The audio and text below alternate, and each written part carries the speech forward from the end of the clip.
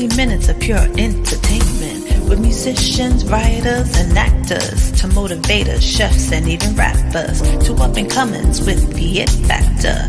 It's the Jazzie KWard coming at ya.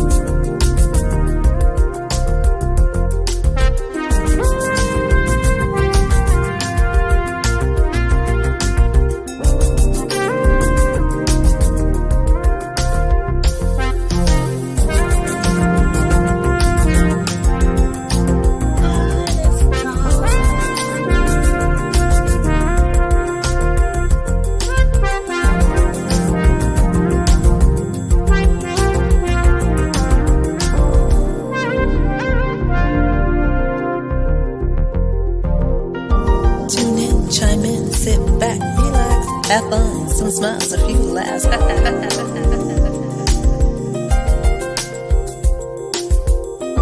Tune in, chime in, sit back, relax. Have fun, some smiles, a few laughs.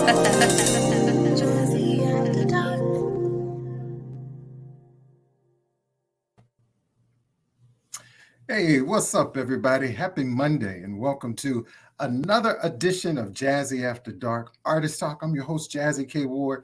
So glad to be here with you. So glad to see your beautiful faces in the building. Come on in the room, as we say on the show, right? Don't forget to go over to KWard Radio, which is my YouTube channel. Make sure you subscribe to the page.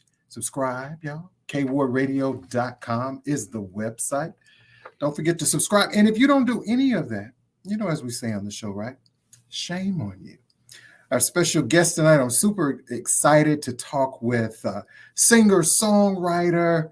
He's a producer. He's an A&R executive. And if you don't know my brother, SiFred Mitchell, shame on you. But you're going to get to know him tonight a little bit more up close and personal. Of course, Dr. G is in the house. We're so excited, as always, to see her. And Chef D is also in the house running things, as always. So you know what? Let's go ahead and kick off the show right now.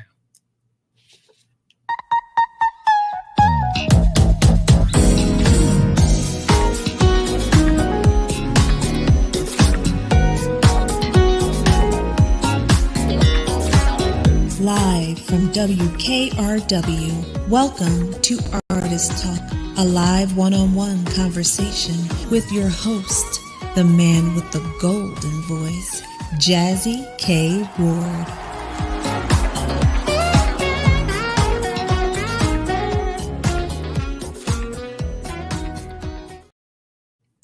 Hey, what's up, everybody? Welcome back to the show.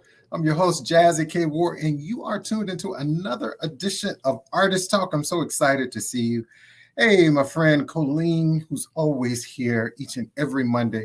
Thank you all so much for your support. Thank you to each and every one of you that join in the show. Whether you stop by for a few minutes or you stay the entire time, I promise you, it does not go unnoticed. I see each and every one of you. Thank you for your comments. Thank you so much for supporting the guests and the artists that come right here on the show each and every Monday. It's all about support. Hey, Regina, don't forget to put in the comments section where you are watching from and all that jazz. And hopefully maybe tonight we can give away something. Who knows? A little surprise to give some people. I know we have a lot we're celebrating this month. So it's Happy Pride Month. It's June is also Black Music Month, and it's Mental Health Awareness Month. And I'm sure it's a whole bunch of other stuff, right, that I'm probably missing. So if you can think of something, make sure you go ahead and put it there in the comment section, okay? I see a lot of people coming in the room. And again, if you have questions or comments for our guests tonight, make sure you post them in the comment section.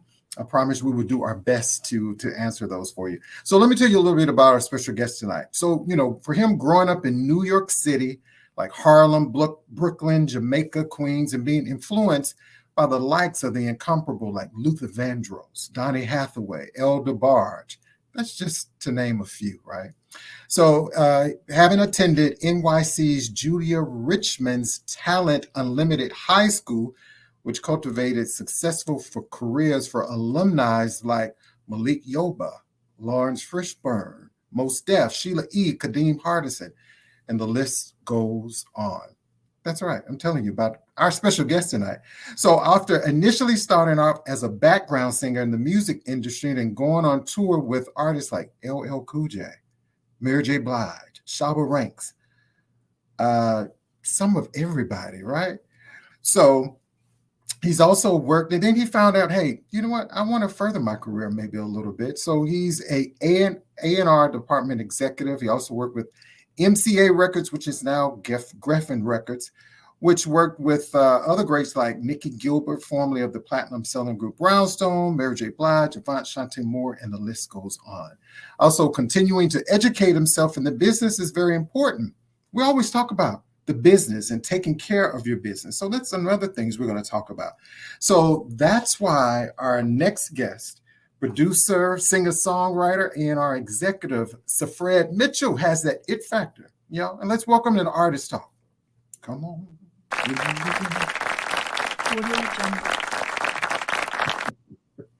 What's up, my brother? Hey, Jazzie, how are you? It's good, my brother. Good. I see, you got a hat on. I got a hat on. I'm just trying to. I'm feeling inspired. I like that shirt. I like that. All about inspiration, all about encouragement, all about positivity. We need all of that, my brother. Absolutely, absolutely. Thank you so much for having me, man. It's been a long time coming. Man, it's been a long time. It's been a long time. And I remember I called you like, SiFred, what you doing Monday? I need to, I was like, I'm moving some things around. And thank you for taking the time out of your busy schedule to be able to accommodate and come on the show. I appreciate that. Brother, it's my pleasure. You have an amazing platform. Your platform just allows so many wonderfully talented musicians, singers, people in the entertainment world to just come have a conversation with you. Yeah, I appreciate that. I like it. I appreciate it. I've been watching you a long time, and I was like, again, I believe everything happens in the time it should happen, right? Yeah. I have you and so many other artists that on this calendar right here in this wall, and it's like, okay, I have to have them on the show, but when is it going to be the time that I'm going to be able to get them on the show? So again, because you are an amazing guy, your gift is amazing. You have a lot of things you can share with us. Hey, a lot of artists that may pop on here, See, we live, y'all. That's okay. That's okay. So I'm so glad. So don't forget, everyone, the website will be streaming there. You'll find SiFred, his website will be listed there. Go check out some music. But before we get into the show, SiFred, so I do this segment called The Real You. Okay. And it's just some random questions I choose for our guests to just find out a little bit more about you and who you are as a person. So my first question for you is, well, I had something right here, but a lot of times now I think of this stuff off the top of my head, right? So let's look over this. So let's see. Tell me one thing that you could say has been your biggest regret. Do you have any biggest regrets? Like, I don't think I will ever do that again. Oh wow, that's a loaded question because on one hand, there's so many things that that happen in a person's journey in life that leads them to where they are in the moment. It could be a positive thing, or it could be an adverse thing, and people start saying, "Oh, I should have done this, I shouldn't have that." But quite honestly, I don't think I would have.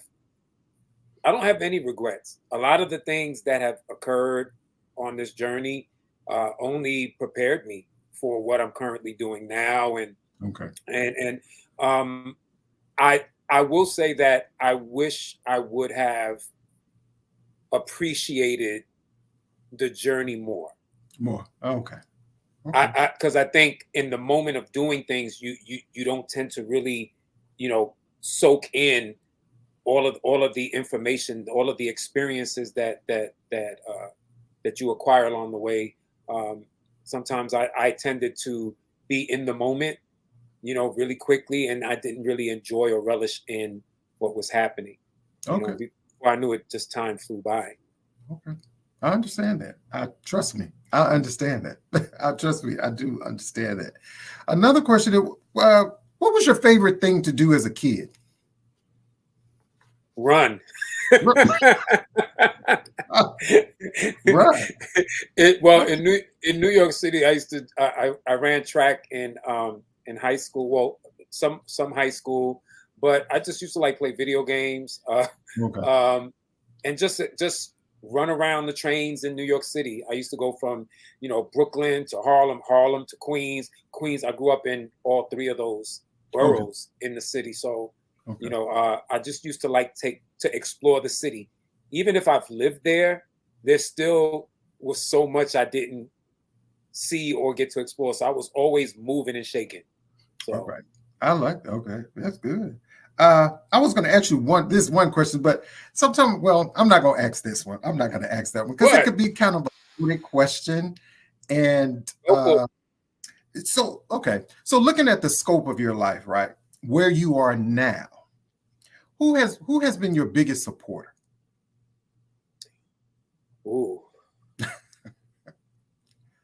Well, I think in my family, there's some family members that didn't really support the journey into music. Mhm. My children, my family, uh, mom, dad, all of that stuff. Right. But I have a lot of really good friends, people that you adopt as family along the way, families that you create along the way. So my biggest supporters are my musical friends, my musical Okay. family, people that I know that are musicians, Mhm. singers that encourage and motivate me to just be the best at what I do, whether or not I'm doing it. Right. They'll still be there, so they motivate me to excel and succeed more. But I will say my family for Your sure. family. I love that. And family is so important, right? Yeah, absolutely. Yeah, I'm thinking all aspects of life. And, as I know, some people, it may not necessarily be your blood family. Some people, it could be, again, some of your musical friends, just some friends you met along the way that have really been supportive. And I think maybe the older I have gotten, that's right, Sheila, extended family are wonderful. And, Absolutely. as you get older in life, my mom used to say this thing. She said, well, son, just keep on living and you're going to discover a lot of things in life. Now I sound like I'm old. Now just like, if you ever listen to some things maybe your parents have said and as you get older, SiFred, you found yourself saying hmm it.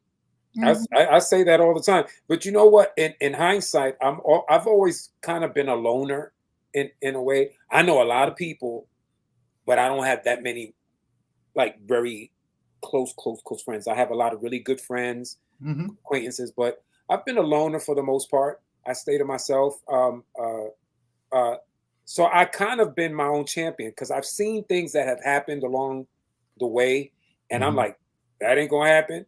That ain't gonna happen. That ain't gonna happen. Right. So, but I believe in myself a lot. I never allowed myself to get discouraged to the point where I just say, throw my hands up, throw in the white, wave the white flag. I don't do that.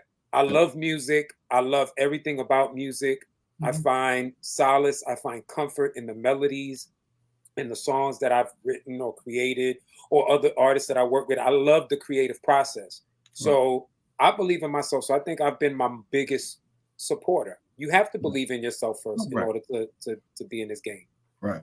Well, and thank you so much for answering those questions. The real you. That wasn't too bad, was it? I hope not. That was great. It was great. So bro, what do you think you would if all music stopped tomorrow? How do you think that would affect you? If after tomorrow there was just no more music? I'd have to create some new music. we have to create an outlet. Music heals. Music inspires, music encourages, and I don't think without music this world would be at peace at all. No. You know, at all. You know, music is just one of those things that it's the nucleus. It brings us in. Of course, having faith too. You know, we all have, you know, a higher power that we believe in, but music also, you bring that in, and it's healing. Man, I can't even think about that having no music. Just music, because you think about music and food brings us together. This is true. It's something. I don't care if it's a family reunion, a funeral, music and food. Hey, it's medicine. As Chantel said, Sheila said, it's for your soul. Oh, for your soul. For your soul. It's all for your soul. So as we know, SiFred, you know, June is Black Music Month. And what do you do anything typical, say, for Black Music Month? What I try to do is I try to explore and get into new music in all genres, whether it's country, whether it's, you know, international, whether it's, you know, all kinds of music. I try to learn new stuff, you know, listen to new people, new sounds.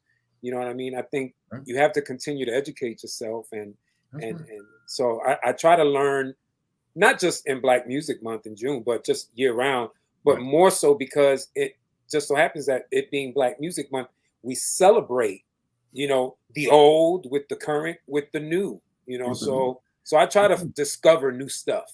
Right. You know, I spend a lot of time doing that. Right. I tell people that is so important. It's like, as much music as I listen to every day. Of course, we won't be able to listen to everything, right? Yeah. Because there's so much music. So I always try to discover or even share with friends and say, hey, do you know this artist? Do you know SiFred Mitchell? I've never heard of him. Well, check out this Spotify playlist right here. Check out this website.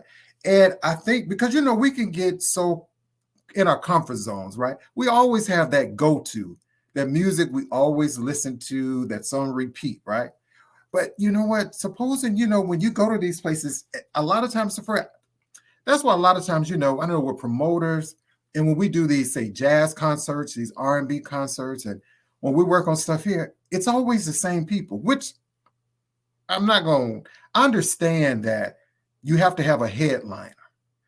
But there's so many talented, gifted artists that don't get the opportunity, right, to get at some of these jazz fests or on some of these stages. And, you know, typically I wouldn't ask you this question until later on that. What do you think is going to have to change about that? Or do you think you have to create your own? Like some artists, you may like, hey, you may have to put on your own event and promote yourself. What's your thoughts on that? Well, I think it has to work in tandem. You have to work with opportunities and platforms that's already accessible to you, or that you could try to be a part of, you know. But it's just like the industry. If opportunities, if the doors are closed on you, or if there seems to be challenges and obstacles, then you have to create your own avenue. You know, you have to create your own lane, your own niche. You know, musically. You want to be inspired by, we're all inspired by other people that came before us, you know, but then you also want to be able to, you know, do your own thing. Otherwise you'll just be, and I told this to a lot of artists that I work with, or, you know, whose projects I work on, you know, you want to be able to be one of a few. You don't, otherwise you'll be like hundreds of thousands of other people doing the exact same thing. What's going to set you apart? What's going to make you stand out? How are you going to broaden the scope of your brand? So you have to create those moments for you, you know? That's right. That's right. That's so important. And just going back over your career, I mean, you're a producer, you're a singer, you're a songwriter, you are a A&R executive, but just starting back in the beginning, how did it all start for you? I know I read a little bit about how you got started, but, you know, I mean, man, you have worked with, you know, Mary J. Blige, SWV. I mean, the list goes on. TLC, Bobby Brown, Queen Latifah, all these people. Like, so how did it all start for you? That's funny. Well, I'll keep it as condensed as I can. But, you know, it all started at, like you said earlier, you know, I attended Julia Richmond Talent Unlimited High School in Manhattan, in New York.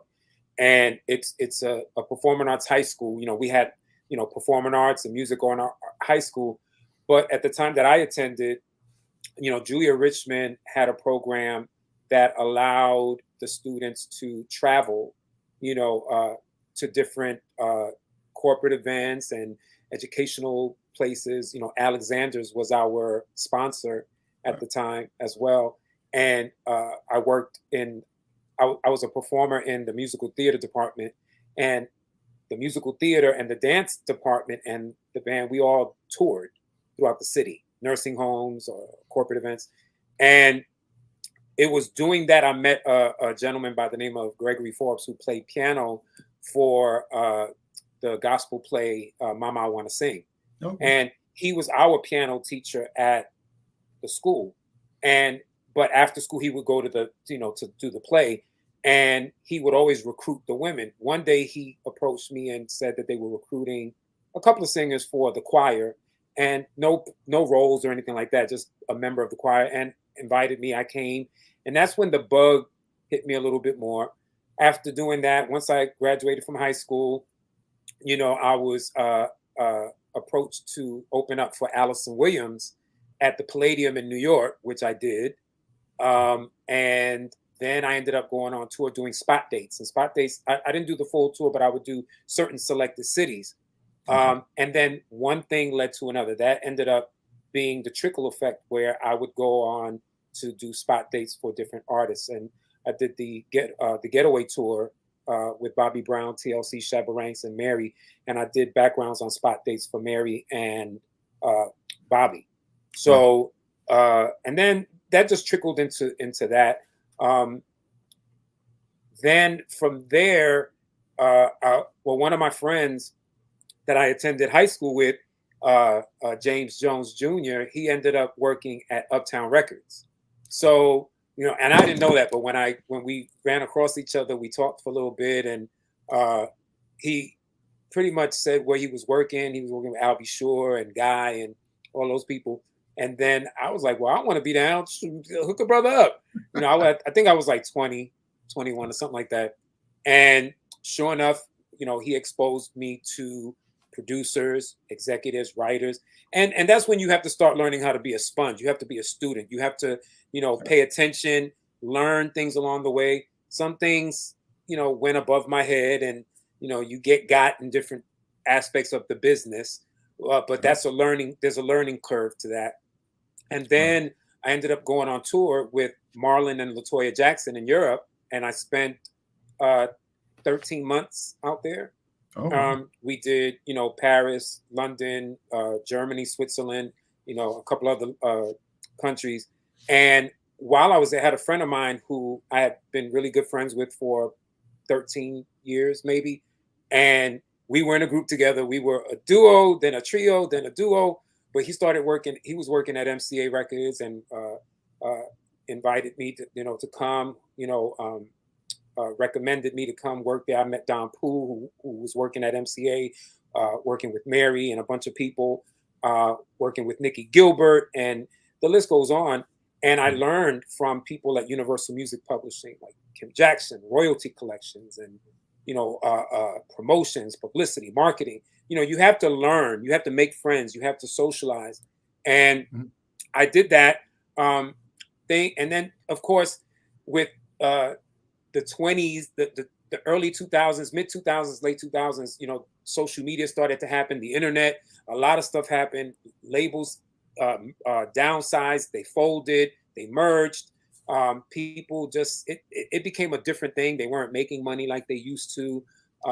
So I made a conscious decision to, you know, leave the labels that I was working with. I went from MCA, Geffen, Atlantic, you know, and some independent labels at that time, to start my own thing. I figured I learned enough tools in 20 years to, you know, work with independent artists and help them put their artist projects together.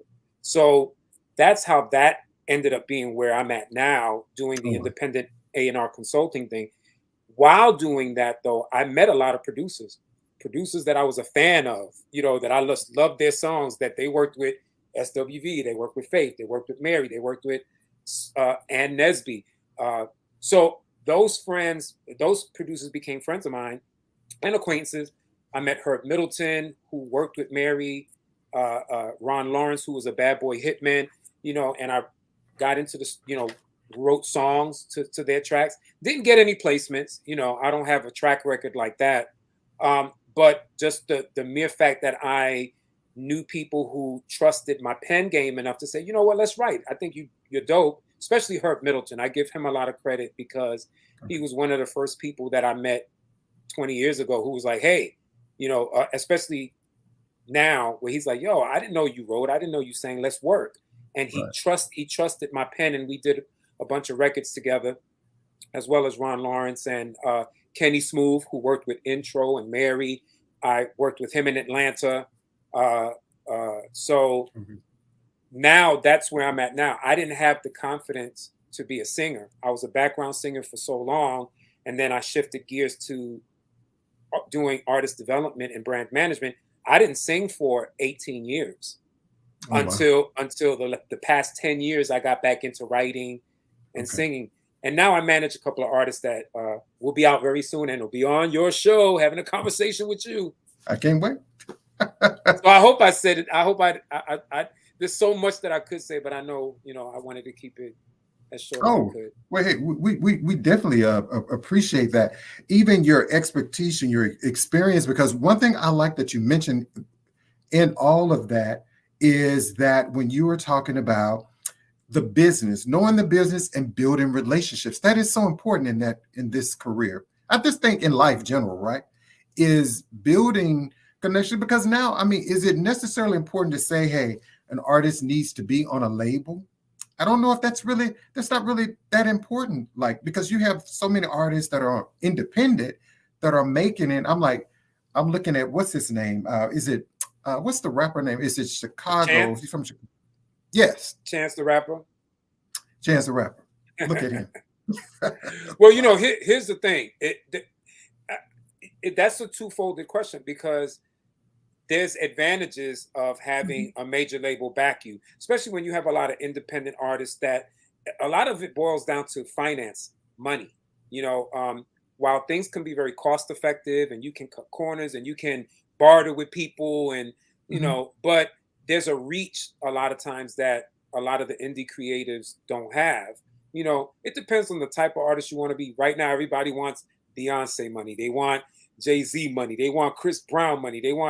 But it's a lot of work that goes into getting that kind of money. And because of the internet, because of social media, there's so many platforms and companies that are whether it's a marketing and promotions company, publicity companies, you got producers that they're pretty dope, but they lease their beats online. What I mean? You can lease beats and you could get 10 tracks for $99, or whatever the case, and then do a whole album. But I said I have to say that, it depends on what your trajectory is, and it's not easy. The royalty performance rights collections is very different now than it was back then. They're not making money like they used to. Records aren't selling like they used to. Right. 20 years ago, you can buy the hard copies because it was only available in the store. So you had to spend either the $9.99 for that week or the $15.99 wholesale price, after that week. And these labels were recouping the money that they were investing. And once they saw that they weren't, because of the internet and iTunes, you can preview an album on iTunes. And if you only like track 2 and track 7, then you're really only spending $2 and some change. And if the label isn't making back their money, then you're going to be owing them. So, but a lot of artists today, you can do a lot. You become popular, that brings other areas of revenue, whether it's shows and sponsorships, and you can be an influencer now. It's just a lot of things where you can make more money, and it makes it look like you're doing all of this because you're singing or rapping, but no, it's coming from other things that made you popular, that's going to bring all of that money to supplement what you're not making sales wise. So, and the streams don't match what, I think it's, actually Herb Middleton did this. He posted this the other day and I didn't know it, but it's like X amount of billions of streams ends up being like 200,000 or something like that. Oh. You're really not, when people say, oh, I got 1 million streams, there's no money there for that. Wow. 1 million streams ain't $1 million. It's really nothing. It's a lot of hard work. It really is, but it's still advantageous. You can still be successful as an independent artist in a whole lot of other ways. You know what I'm saying? So, yeah, because I think there's so many other ways, even if you're an artist, like you can probably make money, even if you're just an independent recording artist. Now with technology, I mean, hey, I always tell people, hey, like Sheila said, think outside the box. If you have to get online and, a lot of people are streaming, SiFred, hey, do a concert live. Hey, tell people, I don't know, pay $5 or, hey, support, why if you do a live video. I think when you're in this business, you have to be present, right? You have to do social media. I know a lot of artists, a lot of fishes like, I don't want to do that. Well, I don't really know how you're going to be seen a lot. Because I understand some people, they're like, I don't really do social media a lot. But I think it's important to collaborate, and it's important to build relationship. It's important to know your business in this industry. And I was going to ask you one question. What's one thing you can say that that has really taught you a lot about being in this business? Trust my instincts. Okay. Trust my instincts. Listen, I love the music industry. I love the business of music. There's a lot of things, just like in any business, in any corporation, in any athletic event, any industry that you're in, there's going to be some bad apples or a good percentage of bad apples. I happen to have come across a bunch of bad apples that I learned some very valuable lessons that I will never ever repeat in life. But that's still not going to discourage me from being in the business that I love. You just have to find yourself with people that believe in you, that support you, that encourage and motivate you to do well, that you trust, you know what I mean, that you can build with, so it's been a learning curve. It really has. And I'm not, all of this is new for me, you know what I mean? But I love what I do so much that I've learned to appreciate the talent, the gifts that I have, the creativity that I have, and I do well doing it for others. And now I'm applying it to myself. Even if it's a one-off, working on my own project, I'm doing it. I have an artist that I'm developing. I got to give a quick shout out to Jason Rutley, because he's an inspirational soul gospel artist that I'm working with, and a lot of things that I'm putting into him, it's kind of hard. Like, I haven't learned how to do it for me. So, and because I'm older, it's different. When you're 52, I'm 52. So, it's a different level of work that you have to put in, because the expectation is going to be, well, he's 52. He ain't going to sell no records, or he's not that good. But my records are good. I got a lot of gas left in my tank. There's a chart for every genre on Billboard. You can do well in whatever you choose. I'm not going to do Chris Brown handstands and Usher side glides and backflips, but I'm still going to do records that move me, that are authentically genuine and heartfelt. And I think when people see the authenticity in what you're doing, they're going to want that. You know what I mean? Fans, don't underestimate the fans. Fans know when you're real and when you're not. And social media, we need platforms like Jazzie KWard's platform. If they're not on social media, on Twitter, Facebook, Instagram, TikTok, then how are people going to know you? You still have, if you don't use those platforms, then you have to go out and let people know who you are. That's right. Otherwise, That's right. you're not going to be successful. That's true. So here's a question from Sheila. She said, how many countries have you performed in over the years? Ooh. I have been to 18 countries on 3 different continents. Wow. Yeah. I've done a lot overseas. In the United States, I've been to a lot of the states. I've been to a lot of the major cities like Philly, Chicago, of course, New York, all of the event spaces, venues in New York, like Sweetwater's, the Village Underground, the Blue Note, yeah. all of the main musical venues I've done. But overseas, I've done a lot of stuff on 3 different continents. So, yeah. I love that. I want to ask you something about those venues, but I'm going to take a break, and we're going to have more conversation with producer, singer, songwriter, A&R consultant, SiFred Mitchell, who is our special guest tonight right here on Artist Talk. I'm Jazzie KWard, your host. We're going to take a short break, and we'll be right back with more conversation right after this. This is jazz bassist Brendan Rothwell. My friend Jazzie Ward hosts the show Artist Talk every Monday evening at 7 p.m. Central Standard Time. You can tune in and watch Jazzie's show on Facebook Live and YouTube. Jazzie is a great supporter of independent artists, and each week you can tune in to hear him chat with one of those artists and also hear the latest and greatest from the smooth and contemporary jazz worlds. It's important to Jazzie that his audience continues to grow, and it's important to the artists that he works with that their audience also continues to grow.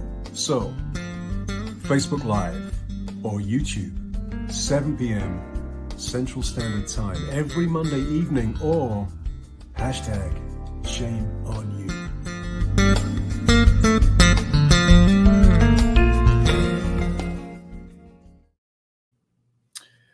Hey everyone, thank you so much, my friend, Mr. Brendan Rothwell. Tonight, our special guest is producer, singer, songwriter, A&R consultant, Mr. SiFred Mitchell. And if you don't know this, brother, shame on you. Shame on you. So hopefully you get to learn a little bit more about him. Don't forget to go over to his website, which is also streaming, also right there. Check out his website, buy some music, go to his Spotify playlists, like his, like the Spotify playlist, buy some music. And before we do that, SiFred, you were talking about the different venues that you performed at, right, across the U.S. Maybe for some artists, independent artists, maybe watching this show, whoever watches the replay of this show, what does it take for artists to even be featured at some of those festivals? Any guidance or words of wisdom or direction? Maybe what does it take for artists to get on those platforms? Well, in New York, the open mic circuit is pretty open. I mean, of course, you have your hosts, you go in, to one of those venues, and you sign the list, and the host will call you up and tell the band what you want to sing, and so it's not really a bad thing to do. I mean, it doesn't take a lot to do that. I don't know how it is. A lot of other states they do things differently, but I know in New York, you go to the Village Underground, you go to KWard, you go to Groove, you go to Lord, some of the other ones that I went to, they're closed now. But you go there, you sign up, and they'll call you. You do a song, and and you consistently do that. That's exposure. That's making people see who you are. And the more you do it, the better you're able to perfect your craft. Because I've seen a lot of people that think, oh, I'm gonna knock this out the park, but don't know one thing about performing, or working with a band. It's different when you go into a studio and cut records, but do you know how to perform the records? Do you know how to lead the band? So it's not that big a thing. I've done stuff in Atlanta too, a lot of the open mic spots. So it's just exposure. Yeah, that's something that's so true, because how you have some singers, it's like maybe they're good in the studio. That's a whole different thing when you're live. Like I love like the Essence Festival. Just hanging out in New Orleans. That is a different thing, and being an artist and you got a whole band behind you and they're supposed to like follow, I guess, the artist lead. That's a whole different other kind of arrangement. I guess I don't know if that's the correct word to use in it, but and everybody doesn't have that. And you got to get with good promoters, good music promoters. You know, you have to be very particular too. You can't. It's not just anybody, because you know things don't always work out the way it's supposed to. You know, and you don't want to get got. So be very careful. Do your research. You know, look at the statistics behind the promoters and how well their shows do, and the reception that people give them, how well they've done. But those types of shows are very different from when you do an open mic. An open mic, if you go to a nightclub, you eat food, you drink. You know, it's a very smaller, intimate venue than, let's just say, if you did a show at, Radio City, or at the Fox Theater in Atlanta. If somebody's promoting a show, you could, if you're known, if you're established, you have a following, if you're able to sell out a night, or bring butts to the seats, that's a different scenario, and the production level is different. The production level, the performance and production level at an open mic is different. You have musicians that are there; it's smaller, but then you're looking at other things. You're looking at lighting and microphones and sounds and monitors. Engineers. When I did BB King's in New York, that was a wonderful honor to be at BB King's, and their establishment was a supper club, but it was still much bigger than doing a smaller open mic venue. So, okay, I love that. And real quick, I know I'm going a little bit over time. We have Dr. I want to show a clip of SiFred, y'all. He was performing, and then I asked him where he was performing at. So, hey, let's check out this clip from SiFred Mitchell right here on Artist Talk.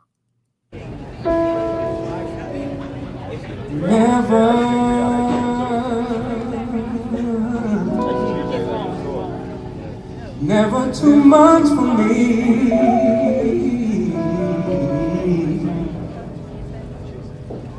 Never too much. When I think about you, all I wanna do is make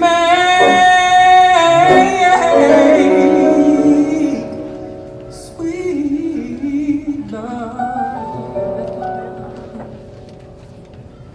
'cause you're never too much for me.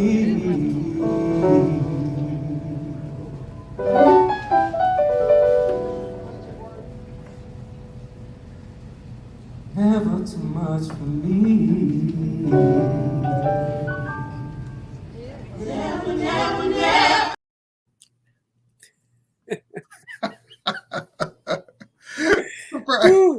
I was back there singing. I mean, whoa. Real quick. Before I go to break, they missed the cue. They missed the cue. It was like, you remember David Peterson, right? Yes. When I heard you sing that, it's just, I don't like to compare, but I hear similarities in his voice and your voice. I was like, oh, he's giving me like that David Peterson, like you took your time, the way you sung, the notes and all that. But we'll talk a little bit more, y'all, about that. But go ahead. I'm sorry. That night was funny because that was a performance I did at BB King's in New York through the Singers Room. Event, and Latasha Scott from Escape and Kenny Lattimore were the headliners of that night. So, and I was one of the opening performers for that. Wow. And I didn't really have a lot of time to rehearse. And on stage, it was just funny. I had everything ready, picked out, the whole outfit, the whole 9 yards. But the stylist, I was in New York. The stylist was flying from LA a day after me. And when we did sound check, they had just landed at the airport, and we were 20 minutes from start time for me, Wow. and they wouldn't have gotten in on time, so I had to get on there with an Adidas tracksuit and perform. And the background singers just learned the backgrounds within 15 to 20 minutes before the show started.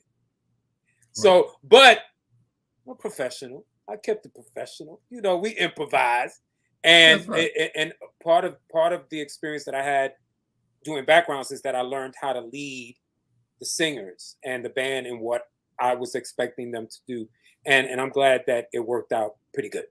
Okay. It did. It loved it. That's what it's. You know what? The show must go on. You just have to just make it happen, right? Absolutely. So hey, so for, again, we're going to go now to Dr. G, Dr. Chantel Graham, with Mind, Body, and Soul, and we'll be right back with more great conversation with our special guests, singer-songwriter SiFred Mitchell. It's time for Health and Wellness Check-In with Dr. Chantel Graham. Tips for the mind, body, and soul.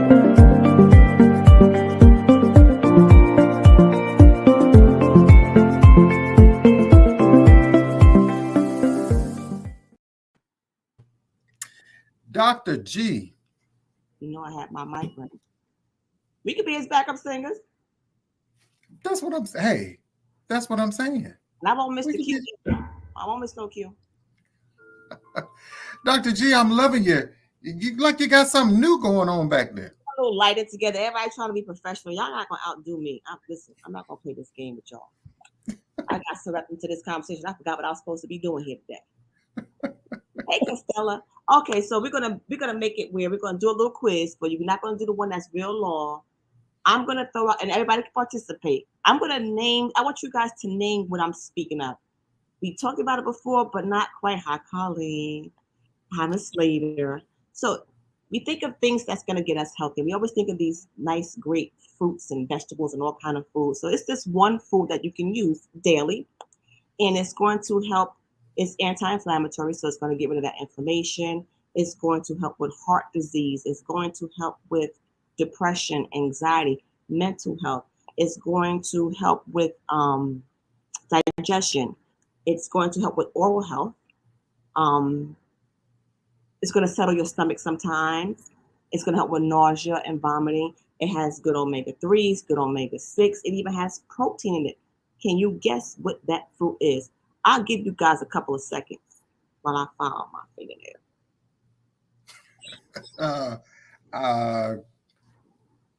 Somebody said grapefruit. Keep going. Pomegranate. Nope. See, the problem is we think too big. We think of fruits and vegetables and meats and stuff. All that comes out of that one little seasoning called allspice. So remember, allspice is from a shrub plant, and it has a combination of cinnamon, cloves, juniper, pepper, and nutmeg. And that little bit of spice, just a sprinkle, will give you all that in one thing. No, Monica, it's not a lemon. It's just good old-fashioned allspice that you can use. Now remember, this also relieves different. They use it for toothaches. It's good for topical pain. They will put allspice on your gums and your teeth to relieve toothaches. Oh. Simple allspice. It has protein. It has good omega-3s. It has good omega-6. That was depression. Just be careful too, because if you're allergic to it, it can go from 0 to 60. It goes from a basic rash all the way to having a seizure.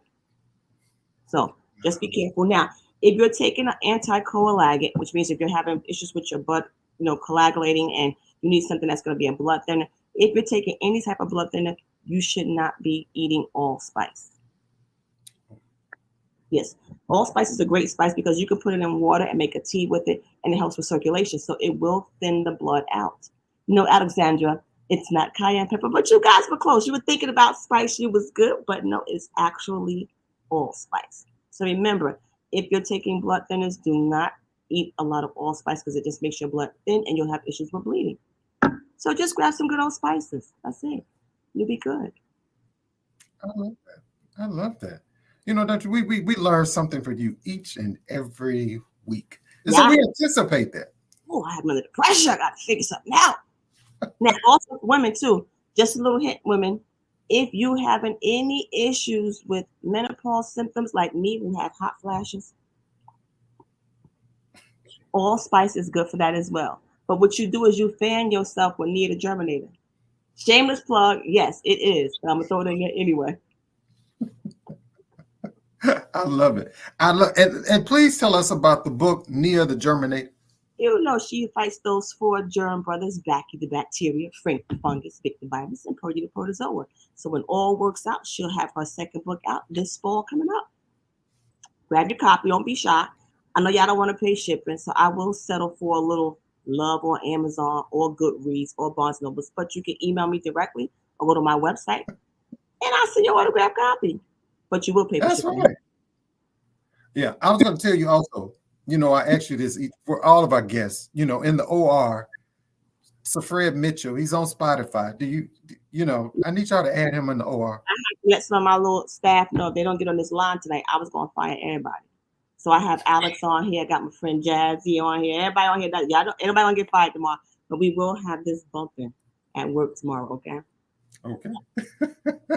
We need that and bumping. Fred, listen, 52 ain't old. But if he want to be Chris Brown, I'm on stage. I know a good doctor. 2 forms of ID and and insurance card. We'll see him. Bring him on. That's right. That's right. You could be SiFred, his personal doctor when he travels on tour. Take Dr. G with you. And I could be a backup singer. And hey. Don't make me do it. Don't make me do it. I love it, Dr. G. And Dr. G, can you stick around? I'm here for the whole thing. I got wrapped up. God, I'm supposed to be doing. Give me some more of this good conversation. Put my back. Feet up. I appreciate you, my friend. Y'all follow Dr. G, and Dr. G, let them know on social media what's the best way to find you. Instagram, you can do the @life, or you can do Dr. Shawnee 0730. Follow, like, and share. Because if you ask why I'm not rich, it's because you didn't share my shit. That's what you say. I like that, Dr. G. As always, my friend, thank you so much. All right, see you soon. Okay, bye. Yeah, we love Dr. G each and every Monday. Go get the book, Nia the Germinator. I'm telling you, you will love this book, Nia and her little germ friends. I'm telling you, go get it. So, ladies and gentlemen, again, our special guest tonight is producer, singer, songwriter, A&R consultant, Mr. SiFred Mitchell. Let's bring him back into the room.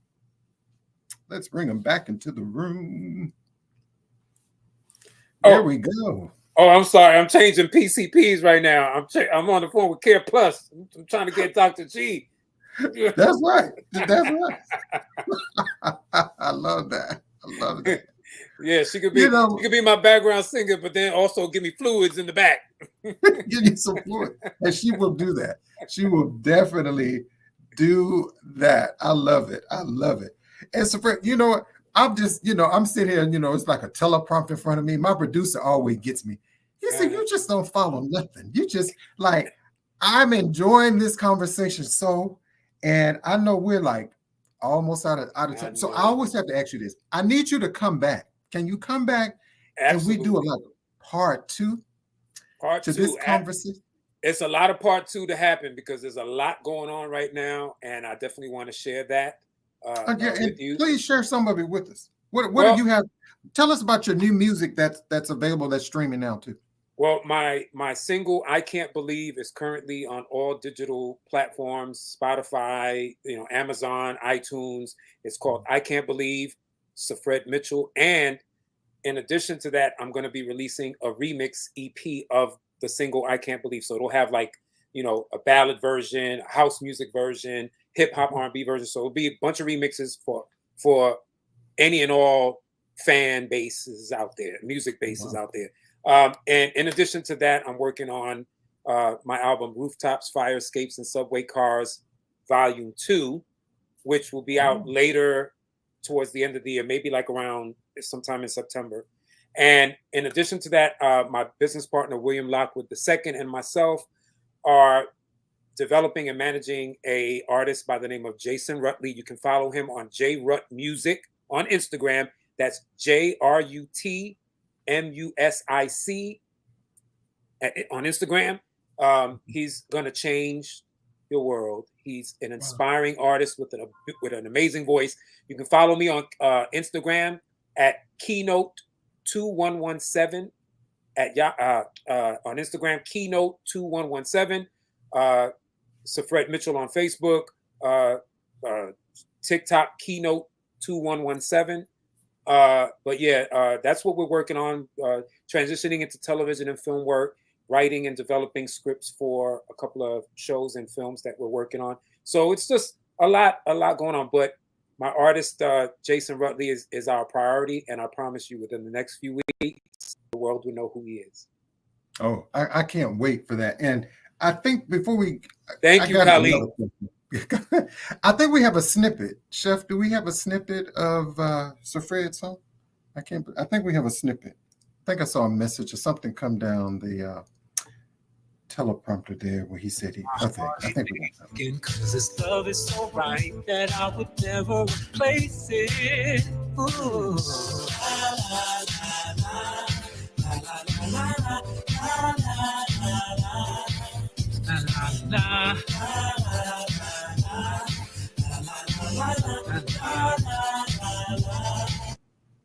Hey, and so what is that song about? I can't believe.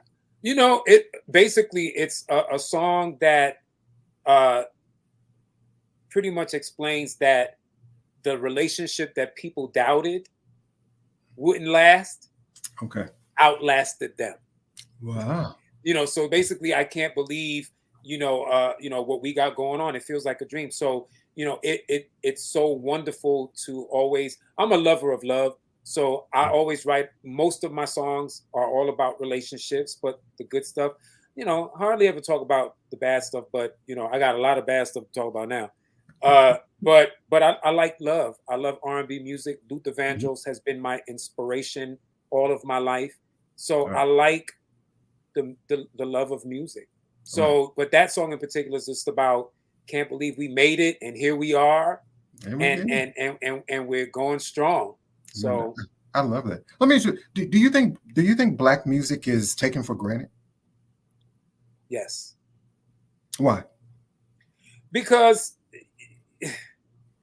listen, that's a whole nother topic of show. But I will say that it's almost like that saying, why can't we have our own? Why can't we have our own? I'm a cultured person. I have two different cultures. I have the Puerto Rican culture, the Jamaican culture, the Caribbean culture in my blood. So, but you have other groups of people that take on us and what we do. But I do think it's been taken for granted. But everything evolves. Music has to evolve. There has to be, you have to be inspired from something, but then you also have to elevate it. That's why, like when I watch these shows like Top Chef, they say, well, how do you take this dish and elevate it? Well, same thing with music. How do you elevate something that we are already familiar with to make it transcend? I think it's underappreciated, especially on award shows and, mainstream music. Everything has been watered down. Singing ain't what singing used to be.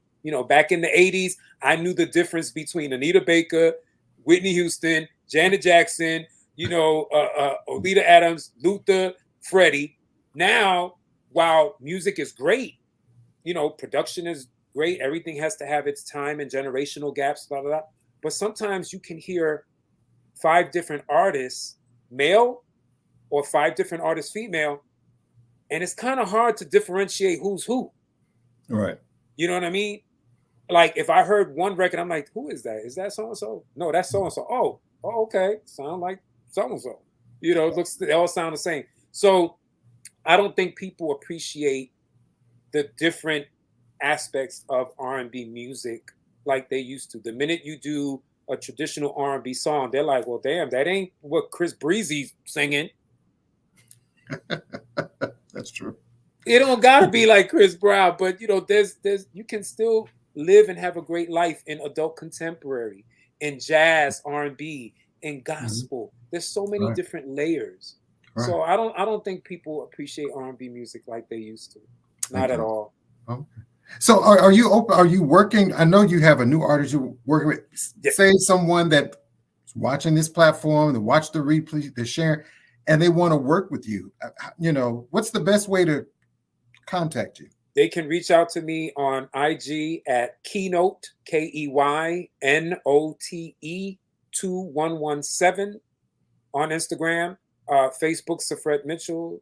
Send me a request. Don't be crazy. But reach out to me. My partner and I, we do everything from production, artist development, brand management, creative director stuff. So just reach out to us, and anything that we can do to help guide a company, an artist, we're there, Okay. So, but KWard Music on IG, Jason Rutley, remember the name. And one more thing, his new single, Bless My Soul, is going to be an EP unlike any other EP. Oh. It is a remix EP with every song in every genre. Ooh. Almost, but it targets different audiences, and you're gonna love it. He's an amazing talent, an amazing voice, and there's a lot more to come from him. So follow him on Instagram, KWard Music, and Keynote 2117. I love it. And my last question, and my producer's like, what would you say has been your greatest lesson you've learned getting to this point in your career? Like I said earlier, just believing in myself and trusting my instincts, and when it comes to the musical side, the vocal side of it, Luther told me this many years ago when I had an opportunity to meet my idol for the first time. And he said, be your own interpreter of song. I love it. I love it. Ladies and gentlemen, producer, singer, songwriter, A&R consultant, Mr. SiFred Mitchell. My brother, thank you so much for coming on the show. Please come back. Thank you for having me, Jazzie. I appreciate you, brother. I appreciate you. Please, I'm telling you, I probably had like 30 more questions, and he'd like, no. Part two coming. Part two coming. And could you stick around for just a few minutes? Absolutely. I'm gonna watch the whole thing. Okay, I appreciate it. Hey, everybody, thank you so much again. I'm Jazzie KWard, your host for Artist Talk. Again, it's Black Music Month, it's Pride Month, it's Mental Health Month, and I'm all about support. I'm supporting my friend Sonic. You see his hat right here? Sonic. Check him out. All these amazing artists. I'm checking out Todrick Jermaine, all that. Everybody, support music. It's all about music. Support my friend and brother, SiFred Mitchell. Go get his music, his website. SiFredMitchell.com is the website. Go download all of his music. It's available on all streaming platforms. KWard Radio, again, is my YouTube channel. Make sure you subscribe. KWardRadio.com is my website. If you would like to send me some of your music, there's my mailing address right there. If you would like to support the show, no gift it's too small. Thank you all so much. Join me each and every Saturday, Alabama State University, 90.7 WVAS. Thank you so much to Dr. G, Dr. Chantel Graham. Please support her and her book, Nia the Germinator. Thank you so much, Chef D. Thank you to each and every one of you in the comments section who go back and watch the replay. Trust me, I see each and every one of you. I promise. Thank you all so much. Until we see each other next time, remember, make sure you take care of yourself and always be kind to others. We'll see you next time. The dream came true and proved me wrong. Who would have thought? The love so good. Every day with you is perfect and it feels so good. I can't believe what we got going on. It's like the dream came true and proved me wrong. Who would have thought? The love so good. Every day with you is perfect and it feels so good. We got a good thing going on, but baby, hanging on our love, no, because it's paradise, like a secret getaway. We don't have rainy days, cause the sun smiles on our faces. La, la, la, la, la, la, la, la, la. Ooh, la, la, la.